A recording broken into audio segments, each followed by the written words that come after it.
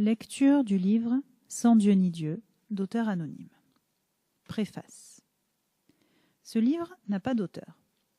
Il ne tombe pas du ciel, et une personne s'est bien donné la peine de coucher sur le papier les idées qu'il porte, mais cet ouvrage restera anonyme, et, cher lecteur, tu es invité à crier à l'imposture à l'encontre de toute personne qui en revendiquerait la paternité. Les raisons de cet anonymat sont multiples. Ce livre évoque en toute liberté Dieu et les religions, comme seul un véritable ami pourrait en parler.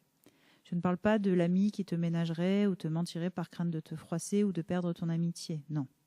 Il s'agit ici de l'ami véritable, celui qui est prêt à te dire sa vérité car il a confiance en toi et qu'il sait que tu l'écouteras avec bienveillance, qu'il sait que même si tu n'es pas d'accord, ton amitié ne sera pas remise en cause.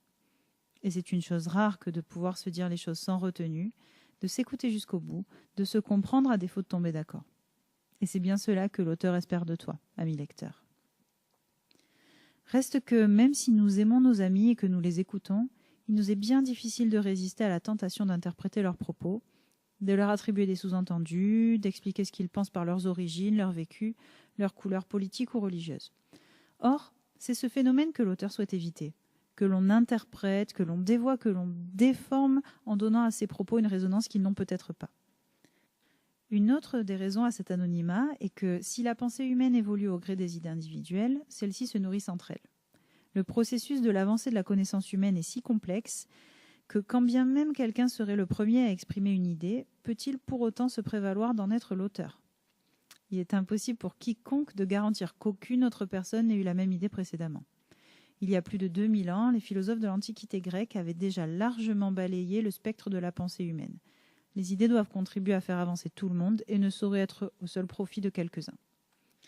Fort de ce constat, ce livre pille les idées d'autrui.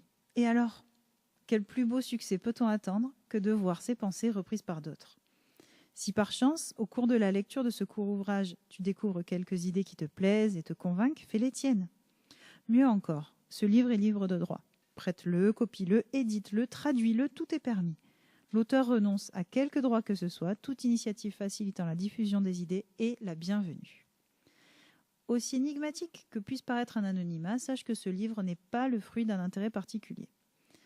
Il n'attend rien et ne défend aucune cause, il est désintéressé, comme un ami envers un autre ami.